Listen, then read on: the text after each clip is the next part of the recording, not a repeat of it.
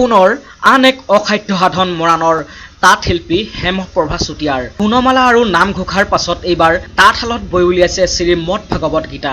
2016 বৰ্ষৰ 4 ডিচেম্বৰৰ পৰা তাঁতশালত ববলৈ আৰম্ভ কৰা শ্ৰীমদ ভাগৱত গীতাখনি আজি তাঁতশালৰ পৰা কাটি উলিয়াই শিল্পীগৰাকীয়ে সম্পূৰ্ণ ধৰ্মীয় পৰম্পৰাৰ এক গাম্ভীৰ্যপূৰ্ণ পৰিৱেশত ভাগৱত গীতাখনি তাঁতশালৰ পৰা কাটি উলিওৱা হয়।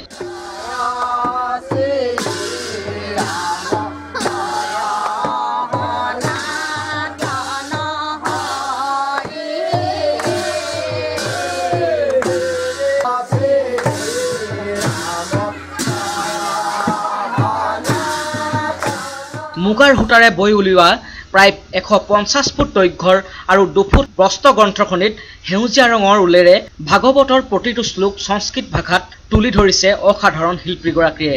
সম্পূৰ্ণ ধৰ্মীয় ৰীতি নীতিৰে শ্ৰীমদ ভাগৱত গীতা সম্পূৰ্ণ কৰি তোলা হেমপ্ৰভা চুতীয়াই ইতিপূৰ্বে 2014 বৰ্ষত শ্ৰীমন্ত শংকৰদেৱৰ গুণমালা আৰু 2016 বৰ্ষত শ্ৰীমন্ত মাধৱদেৱৰ নামঘোষা তাঁতশালত বৈ উলিয়াই অসাধাৰণ প্ৰতিভাৰ স্বাক্ষৰ বহন কৰিবলৈ সক্ষম হৈছিল। নিজৰ অনন্য কৰ্মৰাজিৰে সমগ্ৰ অসমৰ ধৰ্মপ্ৰাণা মহিলাৰ ধৰ্মপ্ৰাণ ৰাইজৰ সমাদৰ লাভ কৰিবলৈ সক্ষম হোৱা হেমপ্ৰভা চুতীয়াই ইতিমধ্যে বকুল বন ন্যাসৰ বকুল বন বঁটা, শ্ৰীমন্ত শংকৰদেৱ সংঘৰ আই কনকলতা বঁটা আৰু অসম চৰকাৰৰ হস্ততাঁত আৰু বস্ত্ৰ বিভাগৰ ৰাজ্যিক বঁটা লাভ কৰিবলৈ সক্ষম হৈছে।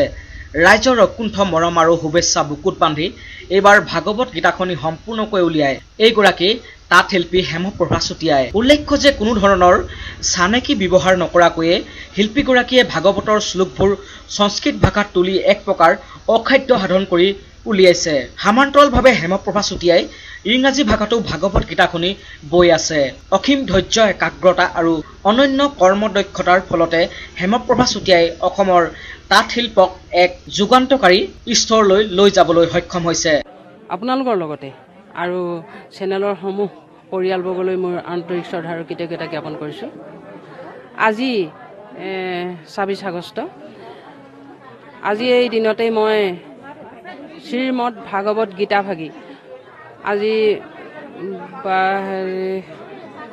4 ডিচেম্বৰ 2016 তাৰিখে আৰম্ভ কৰিছিলোঁ আৰু 4 জুলাই 2018 তাৰিখে মই তাঁতত তুলি সম্পূৰ্ণ কৰিছিলোঁ আৰু আজি 22 আগষ্টৰ দিনা এই আনুষ্ঠানিকভাৱে মই তাঁতখন সামৰণি মানে শালৰ পৰা কাটি উলিয়াইছোঁ। সমূহ ৰাইজৰ মই আশীৰ্বাদ ল'বৰ কাৰণে আজি ৰাইজক মই আমন্ত্ৰণ জনাইছিলোঁ আৰু ৰাইজ আহি ইতিমধ্যে মোৰ গৃহত আহি পাইছেহি আৰু সমূহ ৰাইজৰ আশীৰ্বাদ লৈ মই এই কৰ্মভাগি সম্পন্ন কৰিলোঁ, কটাৰ কামভাগি, আৰু অনাগত দিনৰ কাৰণেও মই ৰাইজৰ আশীৰ্বাদ কামনা কৰিছোঁ।